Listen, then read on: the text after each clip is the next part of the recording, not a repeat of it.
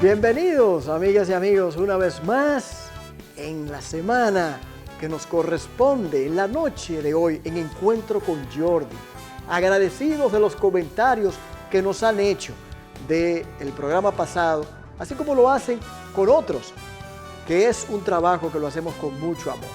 Así que no se pierda lo que tenemos para esta noche, para todos ustedes, en un Encuentro con Jordi por su canal 29.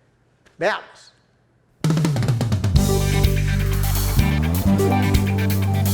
Esta noche compartimos información confiable y actualizada sobre el COVID-19 junto a una joven profesional de la medicina que se dedica con pasión a la divulgación basada en evidencia científica, la doctora Catherine Calderón.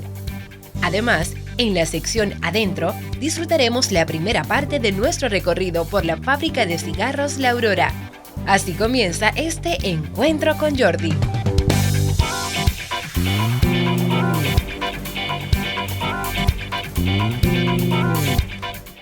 Señores, en esta parte de Pensándolo Bien con los comentarios, hay varios aspectos que quiero tratar. Yo pienso, uno viendo lo que ha estado o lo que pasó hace unos días, por ejemplo, con el caso de Abel Martínez, estando en la ciudad de Nueva York y otros estados, como New Jersey también. Y estos pronunciamientos también, estos movimientos de candidatos. Yo creo que estamos muy temprano todavía para comenzar a hablar de temas políticos o de campaña, porque temas políticos no, evidentemente lo estamos tratando a cada momento, pero hablar o entrar en el ámbito de una especie de campaña. Claro, cuando uno habla de campaña no es algo oficialmente proclamado por la Junta Central Electoral, claro está, sino me refiero en ese ámbito del dime y el direte y en esa confrontación. Lo que uno, voy y repito, uno ve el ejemplo ya de la alocución del expresidente Fernández, que ya comentamos la semana pasada, lo sucedido al alcalde Abel Martínez mientras hacía una visita en el exterior, y ver también el caso de un Domínguez Brito. Yo creo que, vuelvo y repito, estamos adentrándonos en un área, creo que muy a temprana hora. Y la gente, creo que ahora lo que deberíamos estar más apuntalados, como más firmes y en conciencia, es en ir resolviendo muchas otras cosas. En el caso de afianzar el tema de vacunación y el caso también económico, porque ahora tenemos a un gobierno que va a tener que definitivamente comenzar a enfrentar, despertar de que está frente a una situación, como es el caso, por ejemplo, de las salsas, de los principales productos alimenticios. Yo creo que sobre eso las autoridades actuales deben tener mucho cuidado. Escuchamos a una institución como Proconsumidor, conocemos bien quien, en ese caso conocemos como comunicador y abogado, a quien dirige esa institución. Decir que los precios están bajando no es lo real, no creo que no fue oportuno afirmar eso. Yo pienso que más que todo deben seguir ahondando las diferentes autoridades, que Agricultura, que INESPRE, en fin, cómo comenzar a reducir esas alzas que se han estado viendo en los últimos tiempos, que no se ha podido, vuelvo y repito, volver a la normalidad en ese sentido. Y el otro día, a propósito de este tema que estoy ya tocando, comencé con el ámbito político, económico, yo podía comprender por qué de manera muy inteligente fue que el actual gobierno y el actual mandatario decidieron dejar en la posición del Banco Central a Valdés Alviso. Hay que recordar que Valdés Alviso ya había enfrentado una crisis económica anterior. Y no solamente por esa experiencia, sino también hubiese sido de poco tacto, de poca inteligencia, el que porque haya estado con un gobierno pasado, no se podía corresponder dejarlo en ese puesto, un puesto tan neurálgico, de tanta envergadura. Pues, vuelvo y repito, creo que de forma inteligente, a propósito de todo lo que he tocado en el ámbito económico, de la salsa, de los precios, de las diferentes situaciones económicas que se están presentando, la manera hay que resaltarlo en que ha estado manejando toda esta situación, o se ha estado manejando desde el Banco Central, hay que reconocerlo. Y yo creo que, vuelvo y repito, ahora comprendo por qué también, o debemos entender así, fue dejado en esa misma posición el gobernador actual, Valdés Albizu, porque esa parte se ha notado el buen manejo. Y yo creo que eso hay que resaltarlo, al menos en una situación económica que no ha dejado de ser importante. En otro tema es el caso del famoso diálogo, que ya inició en esta semana y fue postergado para el día 15. Yo creo que aquí lo importante es hacer un llamado a los diferentes actores políticos, que no vayan a ese sitio, ya sea las autoridades como la oposición, a buscar cámaras o a hacer protagonismo. Porque aquí lo que se busca es que en ese diálogo, finalmente, señores, podamos sacar un fruto. Porque si vamos a lo histórico en este país, con relación a cuando hay conversaciones entre líderes o actores políticos, el pueblo muchas veces no sale tan ganancioso y simple y llanamente se queda en palabras y pérdida de tiempo. Ojalá que no nos enfoquemos también en el aspecto de la reforma a la Carta Magna, de si es para la reelección o si no es para eso.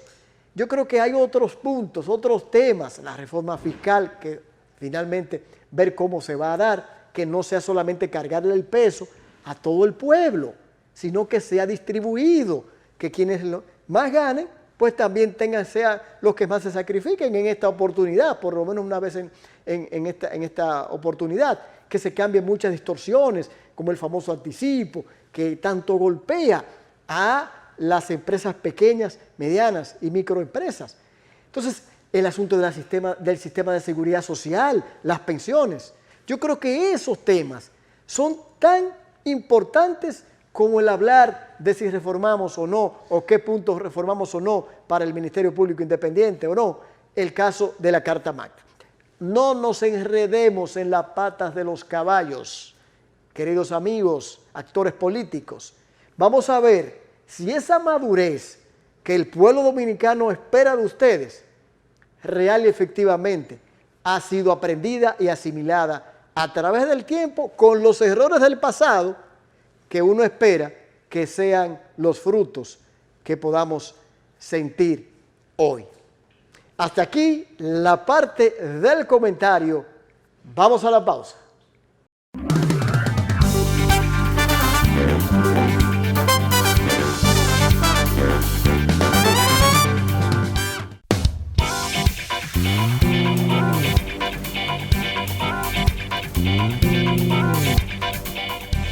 Bien, amigas y amigos, uno ha querido, basado en lo que hemos estado viviendo durante tanto tiempo, y hemos deseado tener entre nosotros ya en el espacio de televisión a alguien que ha sido nuestra colaboradora durante mucho tiempo en este ámbito de pandemia, en el programa de radio al final de la tarde con Jordi, de lunes a viernes, que lo realizamos por la Digital FM 95.5 de 6 a 7 de la tarde. Así que, doctora, gracias por estar con nosotros. El doctora placer Catherine. es mío. Sí, muchísimas gracias por invitarme. Para nosotros es un verdadero placer contar con su presencia aquí. Igualmente. Quisiera que usted misma diera sus credenciales a nuestro público y así podrán entender el por qué hemos querido que usted esté aquí con nosotros hablando del tema que vamos a tratar y que tiene la sapiencia sobre el mismo. Claro, con muchísimo gusto. Yo soy Catherine Calderón, soy médico, soy egresada de la Pucamaima en la promoción 2014 Luego, posterior a eso, sabes que nosotros tenemos que hacer un año de pasantía para ganarnos el derecho a ejercer legalmente en República Dominicana. La hice en el Hospital Morillo King en La Vega. Posterior a eso ya me empleo en mi alma mater, en el área de investigación. Allá me dedico a la docencia y también a la investigación per se, y ahí es donde adquiero un poquito de mis herramientas. Y luego termino esa parte para conseguir completar la parte de la especialidad médica, que es donde me encuentro ahora mismo. En el interín, cuando daba clases, entonces le propuse a mis estudiantes, como parte de un proyecto que yo tenía que hacer medio obligado, porque tenía que hacerlo por unos puntos, hacer un poco de lo que yo hago ahora, que es difundir información científica, pero en lenguaje llano. A muchos de ellos realmente les gustó el proyecto. Ellos lo hacían en ese momento por diferentes plataformas, Facebook, Instagram, a veces hasta con podcast. Y uno de ellos me dijo: profe, pero ¿por qué usted no se queda haciendo algo así, pero ya a largo plazo, con continuidad? Y eso me dejó pensando. De inicio no me parecía como que la gente se iba a interesar por un proyecto como que de medicina en un lenguaje llano y común, pero realmente a través de los años me di cuenta que no, que realmente la gente sí se interesa. Y ahí es que surge el proyecto de Ampicilina 500, que es una página que está basada básicamente en Instagram, pero también la tengo en Twitter, donde trato de llevar información médica basada en buena evidencia, pero en lenguaje llano. Y ahí realmente es donde logro conectar con muchísimas personas, como por ejemplo contigo, donde gracias a Dios he tenido la oportunidad de colaborar y de llevar un poquito más de información, porque realmente la educación es vitalísima y es parte de lo que nos falta ahora mismo. Entonces, si podemos deducir que usted tiene el ámbito de la investigación. Sí, realmente eso me gusta mucho. Fue como una pasión aprendida, honestamente, porque la investigación es un poquito difícil acá en República Dominicana, no hay tanto apoyo, comenzando por las instituciones a nivel público-privado. Sí. Tampoco hay mucha difusión, acceder a publicaciones fuera es costoso. Entonces, también está la parte técnica, que es pesada. Tampoco es como que muchas veces los profesores, aunque en mi caso yo creo que fui la excepción porque mis profesores fueron excelentes, pero los profesores como que no inculcan tanto ese deseo de investigar, y ya cuando uno le toca hacerlo, como que pesa un poco más. A mí, la verdad, cuando comencé la docencia me pesó un poquito al inicio, porque es mucho material, mucho que aprender, pero luego me fui enamorando y me di cuenta del potencial que hay acá en República Dominicana, de lo mucho que podemos investigar y de lo bonita que es la investigación, sobre todo cuando uno la aplatana y la logra llevar a las masas. Entiendo. Doctora, ya entrando en materia, y sobre lo que nos ha interesado al mundo y evidentemente también a nuestro país durante más de un año, ¿cómo podemos diferenciar lo que es el COVID de un resfriado o de una gripe simple y común? Sí, mira, la principal es el contexto epidemiológico en el que estamos viviendo. Ahora mismo, si bien aquí en República Dominicana tenemos, por ejemplo, influenza, que es la famosa gripe mala, durante todo el año, también es bueno diferenciar que acá ahora mismo estamos en temporada igual de COVID, y los síntomas se parecen, pero va a ser básicamente el tiempo un poquito y la intensidad de los síntomas. Por ejemplo, con ambos, tanto con COVID como con la influenza, como con un resfriadito, puede que haya fiebre, en el resfriado un poquito menos. Con COVID depende mucho de la cepa, pero con COVID no tenemos tantísima tos. Con la influenza usualmente tenemos un poquito más de tos, un poco más de congestión, que también tenemos con COVID. Con ambas, tanto con influenza como con COVID, hay dificultad respiratoria, pero con la influenza, por lo general, esta dificultad respiratoria es más en personas de riesgo, por ejemplo, en personas mayores con algunas comorbilidades o problemas previos de salud, mientras que en COVID prácticamente puede aparecer en cualquier persona. Igualmente, claro, los que tienen problemas de salud previo, pues van a tener digamos, la de perder, porque van a ser más propensos a tener estos síntomas. También que en el resfriado común, casi siempre están esos mocos oscuros, verdes, no tanto con COVID, lo podemos ver más o menos en el resfriado. Y también que la duración, por lo general, COVID dura unas 2 semanas, la influenza puede durar sus 2 semanas, pero casi siempre en una semana ya uno se siente un poquito mejor, igual en el resfriado. Y el tiempo de incubación, va a depender obviamente mucho de la cepa, pero con COVID puede ser, se habla de entre 2 días hasta 10 o 12 días, mientras que con la influenza es un poquito más rápido, entre 3 a 6 días. Entonces, yo creo que lo que nos debe guiar es un poquito más el contexto donde uno se está desenvolviendo, qué labores uno está haciendo y con quién uno estuvo en contacto, porque hay lugares donde puede ser que sea más probable que me haya contagiado de influenza que de COVID-19. Igualmente, cuando uno tiene síntomas sugestivos y no sabe, lo ideal es ir a una consulta, porque hay un panel respiratorio que se hace por orden de los neumólogos o los internistas, donde se incluye tanto la prueba de COVID como la prueba de la influenza y algunos otros virus respiratorios para dar entonces con la causa. Ahora es más rápido, pero hace un año atrás o quizás menos, mucha gente murió también por quedarse en casa esperando un cambio, creyendo que era una gripe, una influenza. Entonces ahí venía mucha confusión y esa pérdida de tiempo pues en muchos casos trajo la muerte, lamentable. Doctora, hay todavía la controversia de si el uso de la ivermectina es real y efectivamente acogida, médicamente hablando, o si ya hay un resultado que nos diga, sí, este es el tratamiento que debemos seguir. ¿Cuál es la realidad al día de hoy? Me encanta esa pregunta, Jordi, porque ahora mismo en Estados Unidos hay muchísima controversia con el uso de la ivermectina, y a mí me llama mucho la atención porque en los últimos meses y semanas la FDA ha estado poniendo anuncios muy específicos de no consuman ivermectina de caballo, y a mí me parece como tan raro de por qué nos dicen que no consumamos ivermectina de caballo, y me puse a leer un poquito al respecto y resulta que la controversia viene, no sé si recordamos de cuando Trump todavía era presidente, unos médicos que salieron defendiendo la hidroxicloroquina. Sí, que la usó. Exactamente. Y él dice que eso fue lo que lo curó. Exacto. Ahí es lo que miró todavía el mayor apuntalaje de ese medicamento. Exactamente. Y fue por esos médicos que ellos realmente tienen una asociación donde ellos se mantienen buscando estas terapias nuevas, estas terapias que pueden dar para resolver esta pandemia de COVID-19. Y te voy a decir algo, Jordi, ellos dieron con un medicamento muy bueno que son los esteroides, que realmente se utilizan mucho de rutina en pacientes que están ingresados, que necesitan oxígeno, se usan los esteroides. Fueron ellos que dieron con este medicamento.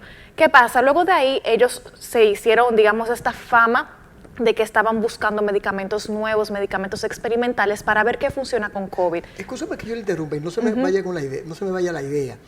¿Qué es, para que la gente que no sabe qué es lo que contiene y por qué esa diferencia si es de caballo o es para humanos? Claro que sí, la ivermectina es un medicamento que se usa para desparasitar. Se usa para desparasitar, se puede usar para piojos y para muchísimos parásitos, por ejemplo. Ahora entiendo por qué se habla para caballo y para humanos. Exactamente, entonces hay unas formulaciones que vienen en gel, que se venden en Estados Unidos y acá en el país también, que vienen para caballo. Viene, parece como una inyección, uno la gradúa en dependencia del peso del caballo y se la da. Sabe muy mal, porque la gente ya se la ha comido y ya ha inventado con eso. Y ese es el peligro que la gente le está utilizando. Entonces, esos médicos, pues ellos apoyaron el uso de la ivermectina, de la hidroxicloroquina, todo eso en su momento, que son medicamentos, digamos, terapias experimentales que se estaban utilizando en el contexto solamente de ensayos clínicos, pero luego de esto vinieron muchos otros estudios que, digamos, desmintieron un poquito el uso de la ivermectina en COVID-19. Y todavía no podemos decir, Jordi, si funciona o no funciona. ¿Por qué? Porque la mayoría de los estudios son de muy baja calidad, se hacen sin grupos controles, o sea, no comparan bien, no se puede ver bien el efecto.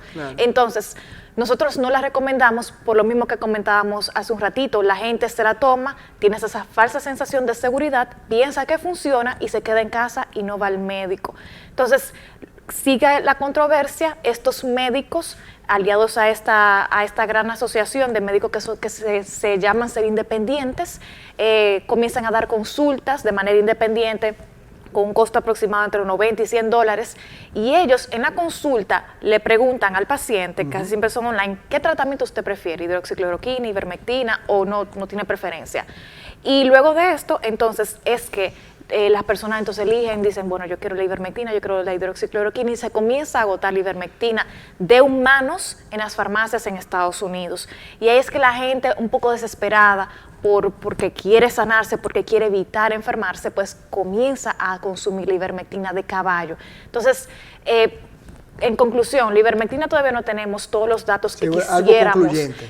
Yo fuera la primera que quisiera que eso fuera la solución, claro. Un medicamento barato, noble, pero lamentablemente las decisiones en medicina las hacemos basadas en la evidencia. Entonces, si la evidencia ahora mismo no es concluyente, lo mejor es dejarse guiar por un profesional de salud actualizado y que sepa lo que a usted le conviene en el caso suyo. Entonces, vamos a entrar en materia, en la parte con lo que sí, por lo menos se ha determinado que ha funcionado en cierta manera, la efectividad de las vacunas.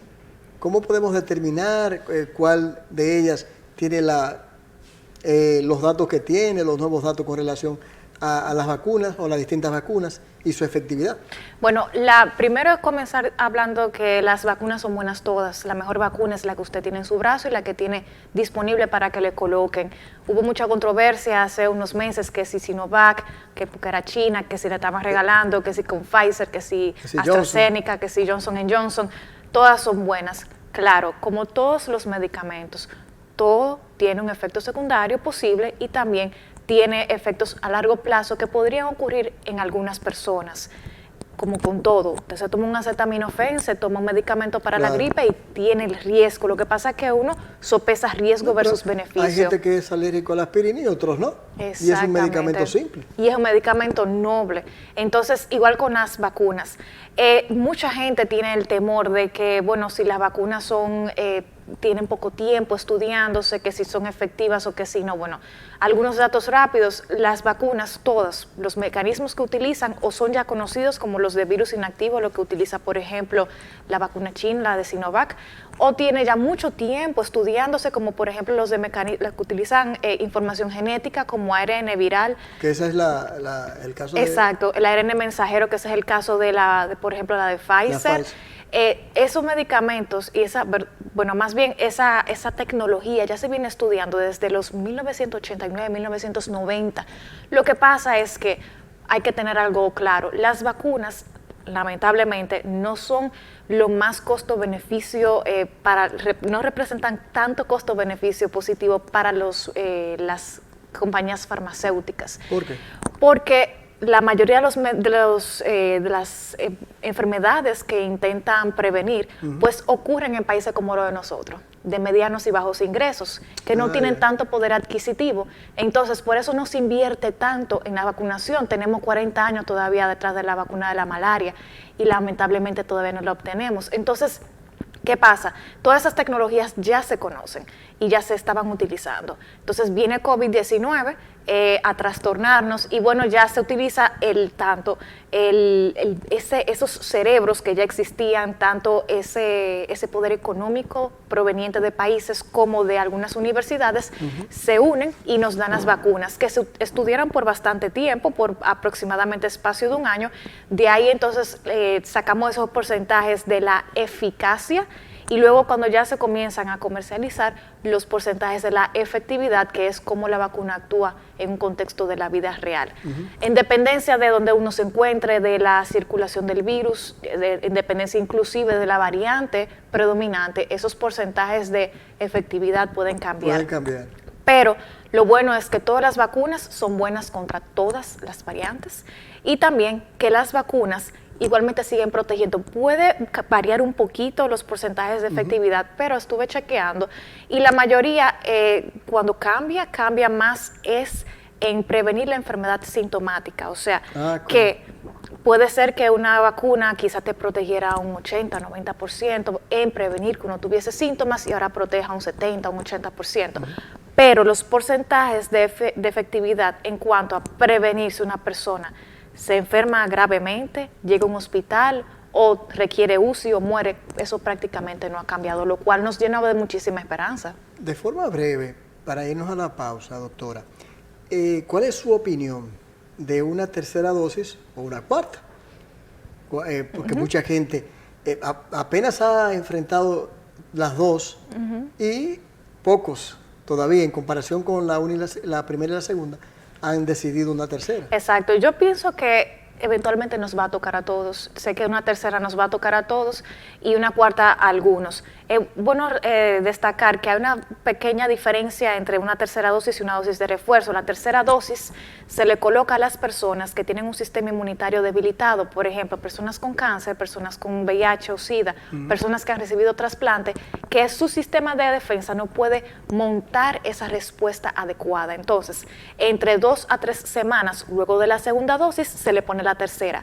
A nosotros, que estamos aparentemente sanos, se nos pondría una dosis de refuerzo. ¿Cuándo? Esa es la cuestión y eso es lo que se está debatiendo muchísimo, pero se estima que debería ser entre 8 meses, 6, 8 meses a un año después de la tercera. En Estados Unidos la Pfizer es la primera que ha dicho que para los próximos 6 meses o 7, a aquellos que la han recibido, pues aconsejaría una tercera. 8 meses después de la segunda van a comenzar a colocar la tercera en septiembre. Pues yo le voy a decir una cosa, doctora, yo me la puse la tercera ya. Muy bien. Gracias a Dios. Todo el que pueda que y gracias de aquí, fuerte.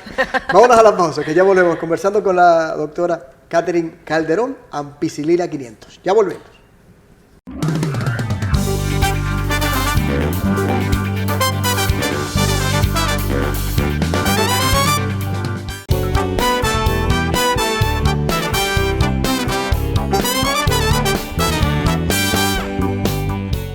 Bien, tal como habíamos anunciado en el segmento pasado, seguimos conversando sobre la pandemia, sobre el COVID-19, con la doctora Catherine Calderón.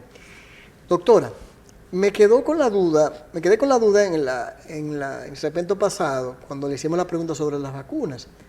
Hay siempre la desinformación, y creo que muchos de los que no acogen las vacunas, o si son la primera o la segunda, es precisamente por ese desconocimiento. Le dices, bueno, pero fulano se puso las 2 vacunas, o se puso una vacuna pero está enfermo, o le dio el COVID. ¿Qué podemos explicar sobre eso, doctora? Realmente es una excelente pregunta. ¿O qué estadísticas podemos mencionar? Y es bueno mencionar que las vacunas lo que previenen básicamente es que la persona se enferme gravemente, requiera un UCI o muera. O sea, es el propósito principal de las vacunas. Y mientras más personas se vayan vacunando, pues es normal que más personas se vayan enfermando. Eso es pura matemática. O sea, mientras más personas se vacunen, la probabilidad de que le toque la enfermedad a alguien que se vacunó, pues es mayor. Entonces, ¿Por qué?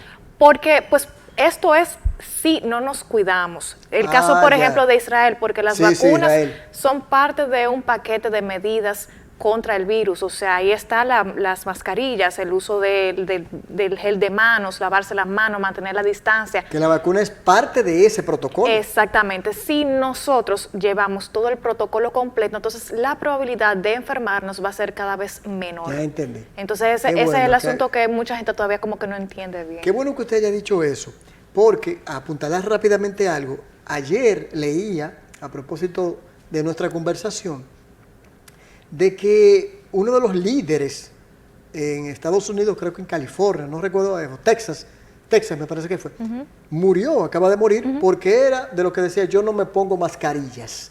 Él no hablaba de las vacunas, sino de las mascarillas. Incluso en su casa, él prohibía que se pusieran mascarillas, no se puso nunca mascarilla, 50 años y acaba de morir. Así es, y ese es un problema porque es como que la gente baja la guardia. Una vez se vacuna, se descuida y se pone su tercera dosis, perfecto, pero entonces anda en la calle sin guardar las medidas de distancia, sin utilizar las mascarillas. Entonces, si las llevamos todas las medidas, entonces eso hace realmente que el virus encuentre menos personas susceptibles para enfermar. Entiendo. Entonces, eso realmente es la verdadera prevención, llevar todo el paquete completo de medidas. ¿Qué podemos decirles a aquellas mujeres que nos están viendo embarazadas? ¿Es bueno? ¿Hay posibilidad de las vacunas? ¿Cuál es la recomendación de un especialista? Claro que sí. Hay que discutir la decisión con el especialista si fuese necesario, porque cada caso es individual, pero la recomendación general, tanto del Ministerio de Salud Pública de acá, de la República Dominicana, como la Sociedad de Ginecología y Obstetricia, y también alrededor del mundo, es que a partir del segundo trimestre todas las mujeres pueden vacunarse, las mujeres embarazadas, y no hay ningún problema para ellas ni para su bebé. Ok. Doctora, ahora como país tenemos una situación, y yo digo como país porque es lo que estamos conociendo de forma real y en forma vívida. Ya lo he visto porque la misma ONU lo acaba de indicar y la OPS, la Organización Panamericana de Salud. Pero en el caso de nuestro país, ¿por qué se ha notado un descenso en las vacunaciones? ¿A qué usted entiende que puede deberse esto? Los expertos y los epidemiólogos igualmente piensan que hay muchas razones. El hecho de que haya personas que todavía estén pensándolo, o sea, personas que todavía tengan dudas, también un poquito tiene que ver con la accesibilidad de las vacunas, por eso se está yendo casa por casa en algunos lugares, sobre todo aquí en Santiago, a vacunar. La falta de educación, que es un mal que adolecemos la mayoría y realmente permea todos los ámbitos de la vida. También tiene que ver mucho con esa razón que la gente todavía no encuentra por la cual vacunarse. Yo pienso que hay una parte emocional que tiene que ver con esto de la vacunación y todo el mundo tiene una razón por la cual vacunarse. Yo quiero volver al trabajo, quiero volver a fiestar, quiero viajar, y mucha gente todavía quizás no ha encontrado esa razón porque dice, bueno, si como quiera me voy a enfermar, si como quiera la vacuna no previene que yo caiga en un UCI o en un hospital. Sí, pero puede evitar que sea peor. Entonces todo como que va de la mano, que quizás esa razón yo todavía no la encuentro porque no me han educado al respecto y porque quizás sea para mí muy lejos ir a vacunarme porque no encuentro el apoyo de alguien que se quede con un muchacho, que me cocine un día. Entonces yo creo que todo eso ha incidido. Yo creo que en el caso, rápidamente, antes de que usted nos dé las razones o pueda dar razones a quien nos están viendo de motivarlos a la vacunación, creo que hay un punto que en el caso nuestro falló mucho o hizo mucho daño. Fue cuando estábamos en el plan de vacunación por parte de las autoridades, perfectamente, se comenzó a hablar de la tercera vacuna, cuando todavía no habíamos llegado al porcentaje deseado en las 2 dosis. Entonces eso trajo mucha desinformación, mucho temor, aún más del que se había, y la gente se retrajo.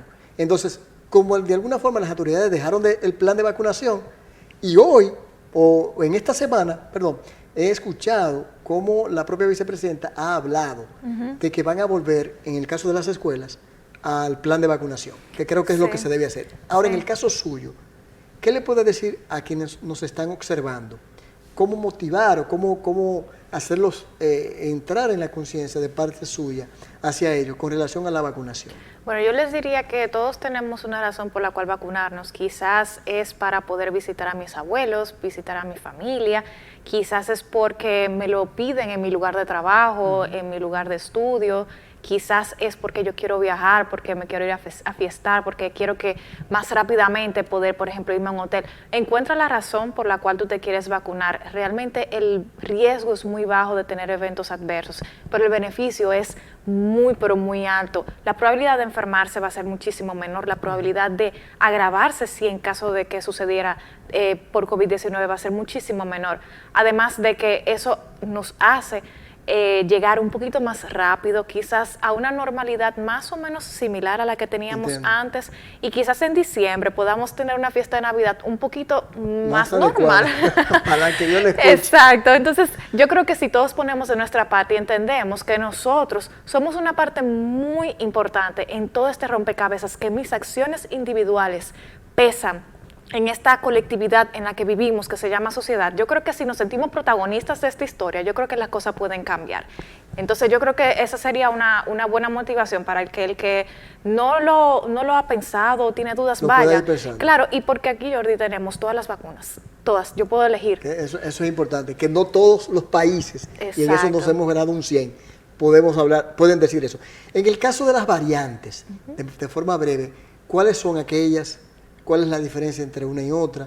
¿Qué puede explicarnos sobre ese detalle? Rápidamente, una variante es cuando el virus cambia, es diferente a una mutación. Básicamente una variante es cuando el virus está tratando de copiar entre una persona u otra o de un microorganismo a otro, cambia alguna cosita, entonces eso hace que se pueda comportar de manera diferente. Es como el virus protegiéndose de las mismas defensas que hace el cuerpo y de lo que inventa el ser humano. Claro que sí, así mismo es. Y entonces hay muchísimas variantes, hay más de 10 descritas, hay diferentes tipos de variantes, hay variantes de interés, hay variantes de alto cuidado, pero la que más hemos escuchado es la variante Delta, que ahora mismo en República Dominicana las autoridades de salud no la han reportado, pero puede que haya, que quizás simplemente sea que no se haya encontrado en alguna muestra. Y mucha gente está asustada, sobre todo por los casos vistos en Estados Unidos, porque Delta se puede propagar un poquito más rápido y también puede causar... Oye, el caso de Puerto Rico ahora que nos acaba de indicar de que parece que van a volver al cierre del toque de queda. Sí. Y es por el temor a la variante. Exacto. Entonces, el problema de la variante es que en algunos casos se pueden propagar más rápido y causar más muertes, que es el caso de Delta. Yo creo que lo que tenemos que seguir haciendo es cuidándonos y protegiéndonos, porque tengamos Delta o no, variantes o no, las medidas son las mismas, el tratamiento es el mismo, el método de detección es el mismo. Entonces, lo importante es que sí, queremos cuidarnos de Delta y de todas las variantes, continuemos con las medidas que ya conocemos de prevención. A propósito de un tema que es muy actual y que en los próximos días todavía se va a acentuar más, y es el caso de la apertura de las escuelas, los colegios. Se habla de la escuela, del inicio del año escolar, luego de la quincena de este mes. ¿Cuál es su criterio? ¿Cuál es su posición? ¿Es correcto o debemos mantenerlo lo virtual? ¿Cuál es su recomendación? En República Dominicana, porque hay que contextualizar las medidas, yo creo que si lo hacemos bien y si tratamos de hacerlo más o menos en orden, y yo tengo esperanza, porque yo creo que mucha gente como que se ríe y le parece como inadecuado que volvamos a la presencialidad, y yo creo que no, que podemos volver a lo presencial. Primero, nuestro sistema de educación yo creo que no aguanta otro año más virtual, sobre todo que la mayoría de niños, niñas y adolescentes no viven el privilegio de tener una buena conexión, de tener a alguien que les ayude, entonces tenemos que entender el contexto en el que estamos. Entonces yo creo que sí que los niños se benefician de volver de retornar de manera presencial. Lo otro es que las mismas medidas que utilizamos nosotros los adultos, que los niños también han aprendido en este año de pandemia, ellos las van a seguir utilizando en las escuelas y en los colegios.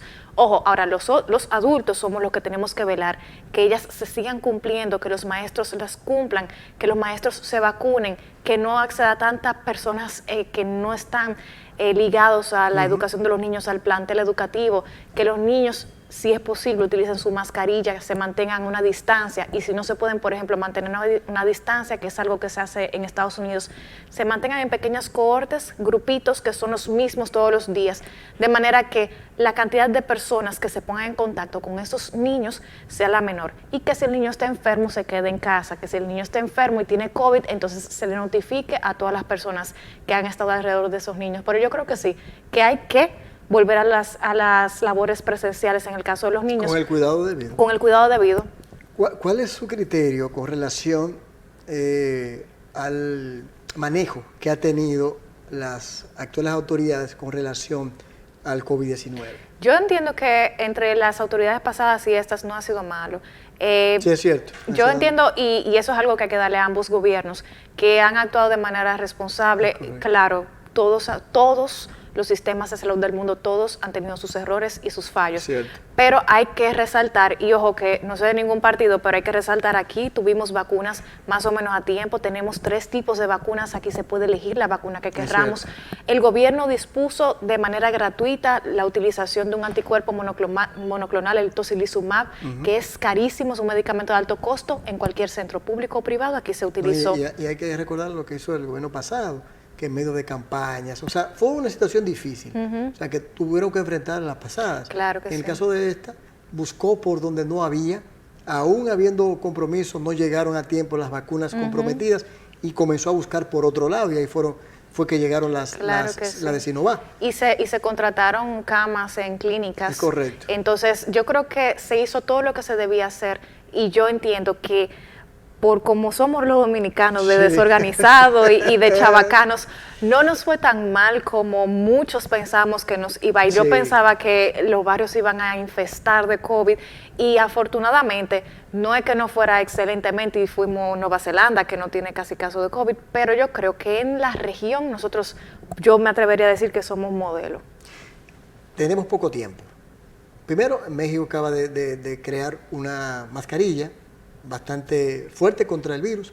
Y segundo, ¿cuál sería la recomendación suya para finalizar, como unas reflexiones finales frente a la situación, frente al COVID-19?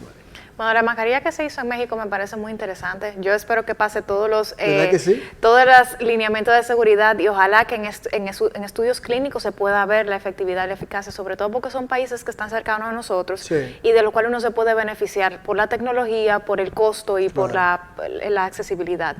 Y lo otro sería continuar cuidándose, Jordi, porque lamentablemente mucha gente ha bajado la guardia, tenemos muchos turistas que vienen, muchos amigos, hermanos que vienen, por ejemplo, de los Estados Unidos, con los cuales queremos salir, que a veces nos olvidamos un poquito de todo eso, que quizás en los aeropuertos nuestros no hay tanto control como en otros países. Entonces yo creo que ahora mismo lo más importante es que de cara al último trimestre del año, que nos continuemos cuidando, que utilicemos la mascarilla que tengamos alrededor, que utilicemos el gel de manos, nos lavemos las manos, nos vacunemos, tratemos de mantener la distancia y sigamos las medidas sugeridas por nuestro gobierno y nuestro Ministerio de Salud Pública, que es el que nos tocó, el que tenemos. Entonces yo creo que si llevamos estas medidas y no nos olvidamos, no bajamos la guardia, vamos al médico a tiempo, algo sumamente importante, yo creo que podemos esperar que ya dentro de poco podamos más o menos volver a abrazarnos y volver a una normalidad similar a la que teníamos antes. Qué bueno.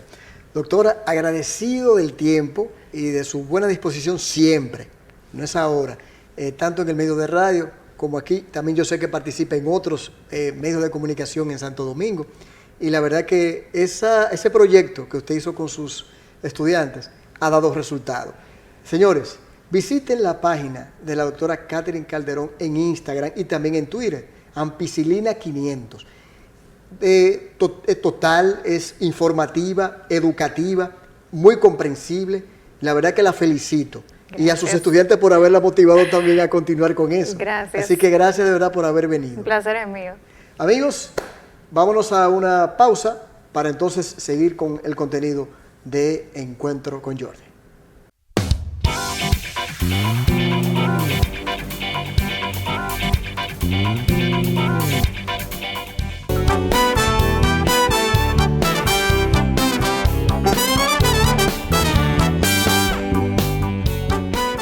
Esta noche merecen ustedes una disculpa y para nosotros una deuda.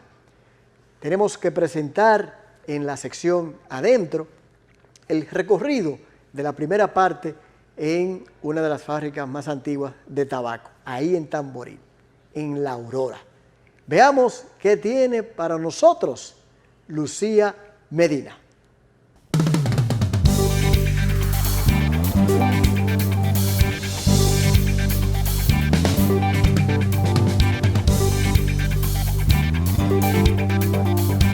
La Aurora es la fábrica de puros líder en el mercado nacional dominicano y sus marcas están presentes en más de 60 países.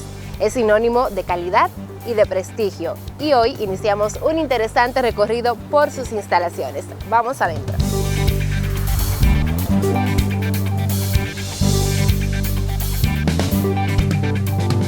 Miguel es la persona con la que hoy vamos a aprender muchísimo en este interesante recorrido en La Aurora. Gracias por recibirnos. Bienvenidos a La Aurora. La Aurora es la primera fábrica con raíces 100% dominicanas, entonces sí, el tabaco tenía circulando en la isla probablemente 1000 años antes del descubrimiento de los españoles, pero La Aurora, como fábrica dominicana, es la primera en hacer el cigarro dominicano. Por eso estamos felices de estar hoy aquí. ¿Dónde estamos? Porque aquí empieza todo, ¿cierto? En Guazumal, Tamboril, sí. Eduardo León Jiménez fundó la fábrica en el 1903, el 3 de octubre de ese año, y desde entonces lo único que se ha hecho es crecer. El punto más difícil fue la dictadura de Trujillo, pero de ahí para adelante solo se creció. Y seguimos creciendo. Bien, este punto donde estamos ahora y donde empieza el recorrido, cuéntame, ¿qué estamos viendo aquí? Bueno, los vehículos modelo T de Henry Ford son icónicos para La Aurora, porque Henry Ford tenía un modelo de negocio de vamos a hacer un vehículo para todos, que cualquiera pueda comprarlo y disfrutar de él. Eduardo León Jiménez le encantaba ese modelo de negocios e intentó replicarlo con los cigarros. Incluso vamos a ver una publicidad más adelante en el tour donde dice que hay muchas formas de fumar un cigarro, y muchas veces son caros, pero en Londres era caro. En Santo Domingo uno puede comprar un mocho de La Aurora por 2 centavos. Entonces el modelo de negocios de don Eduardo, era un cigarro que todos puedan disfrutar. O sea que esto es una inspiración, podemos decir, de todo lo que fue la Aurora más adelante. Digamos que sí. Perfecto. ¿De aquí hacia dónde vamos? Vamos a un showroom, que es un museo, que vamos a ver el proceso de finca, de semilla a planta curada, lista para elaborar en cigarro. Perfecto, vamos.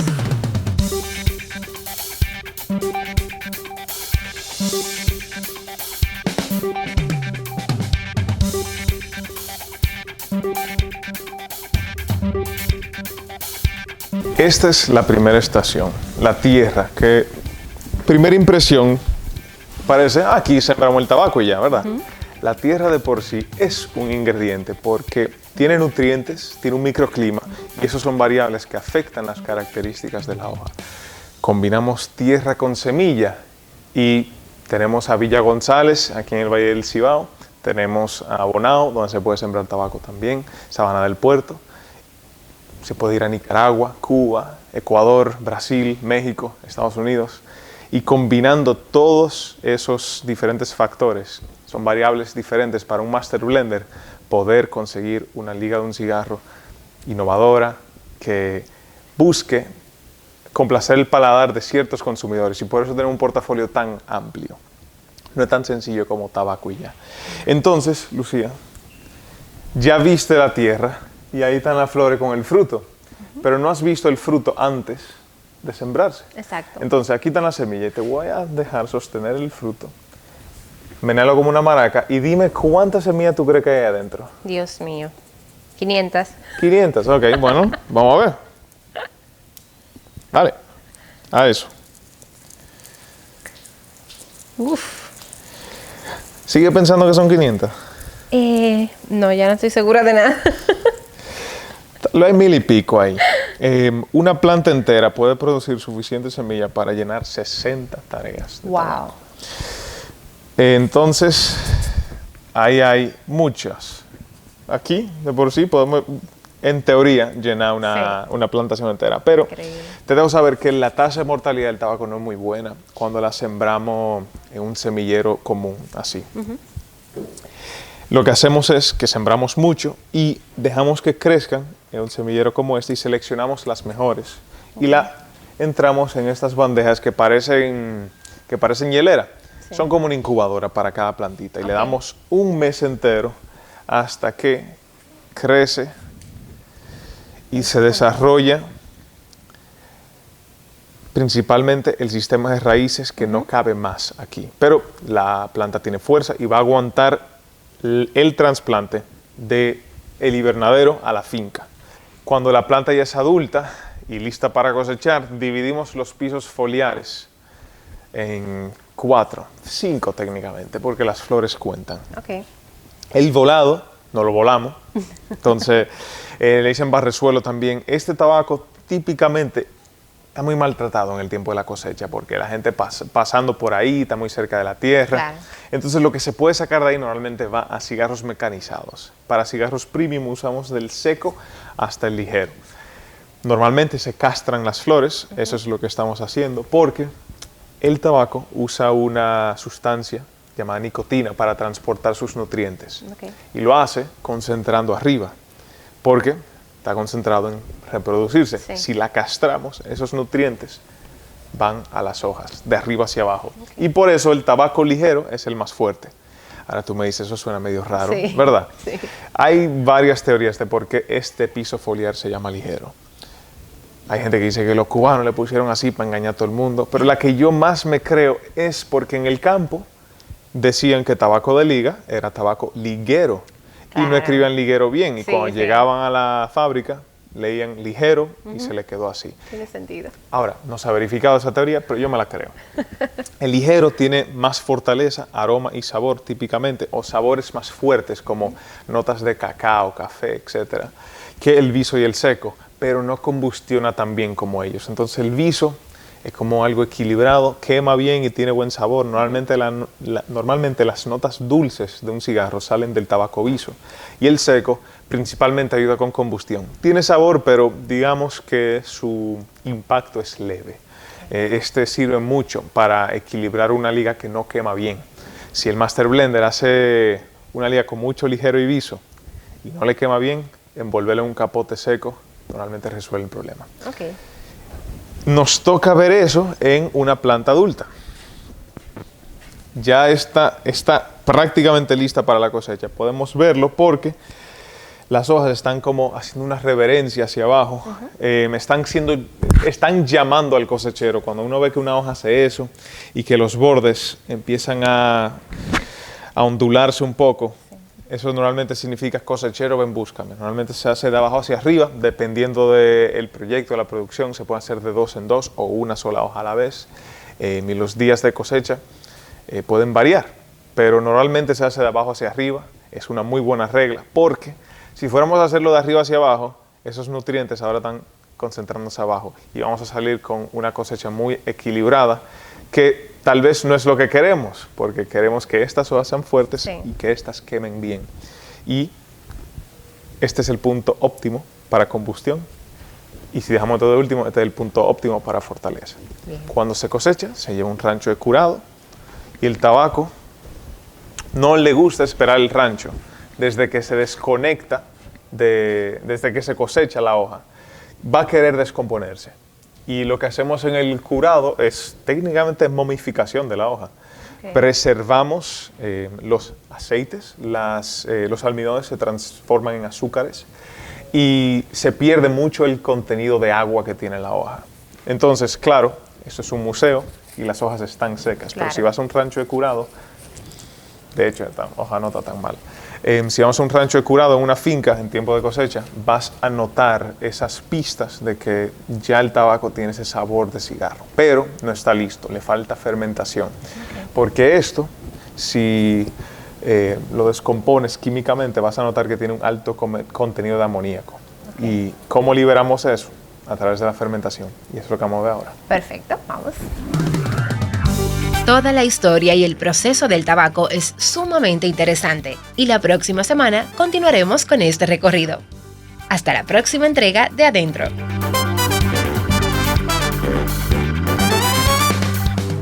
Bien, queridos amigas y amigos, hemos llegado a la parte final de este espacio Encuentro con Jordi, esperando que todo el contenido que hemos preparado para cada uno de ustedes haya sido primero en el ámbito de la educación, en el ámbito del conocimiento y también del disfrute, que haya sido de su total agrado. Unas disculpas reiteradas por trabajos que no hayan podido salir en el domingo pasado, pero ya hemos cumplido, gracias a Dios. Asimismo, esperando que la semana que viene estén de vuelta con nosotros por este su canal 29 de Teleuniverso, en un nuevo Encuentro con Jordi. Muy buenas noches, amigas y amigos.